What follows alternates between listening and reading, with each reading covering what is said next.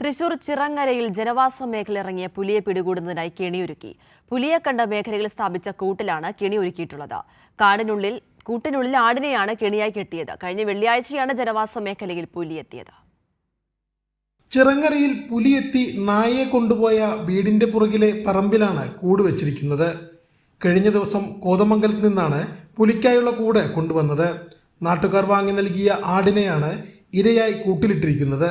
കഴിഞ്ഞ വെള്ളിയാഴ്ചയാണ് പുലി ഇറങ്ങി വീട്ടിൽ നിന്നും നായയെ കൊണ്ടുപോയത്. തുടർന്ന് വനം വകുപ്പിന്റെ നേതൃത്വത്തിൽ ഡ്രോൺ ഉപയോഗിച്ച് പരിശോധന നടത്തിയെങ്കിലും പുലിയെ കണ്ടെത്താനായില്ല.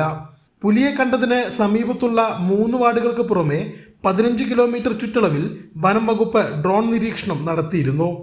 പുലിയുടെ സാന്നിധ്യമുണ്ടെന്ന് സംശയിക്കുന്ന ഇടങ്ങളിൽ നിരീക്ഷണ ക്യാമറകൾ സ്ഥാപിച്ചുവെങ്കിലും പുലിയെ കണ്ടെത്തിയിട്ടില്ല. മംഗലശ്ശേരി, വഴിച്ചാൽ വാർഡുകളിലാണ് നിരീക്ഷണത്തിനായി വനം വകുപ്പ് 5 ക്യാമറകൾ സ്ഥാപിച്ചത്. ആവശ്യമെങ്കിൽ മറ്റൊരു കെണി കൂടി ഒരുക്കുമെന്ന് വനം വകുപ്പ് അധികൃതർ അറിയിച്ചു. Range officer Jishma V J, assistant DFO Azeez Sabu, RRT പ്രവർത്തകൻ വിൽസൺ തുടങ്ങിയവരുടെ നേതൃത്വത്തിലാണ് പുലിക്കായുള്ള കെണി വെച്ചത്. കൈരളി ന്യൂസ്, തൃശൂർ.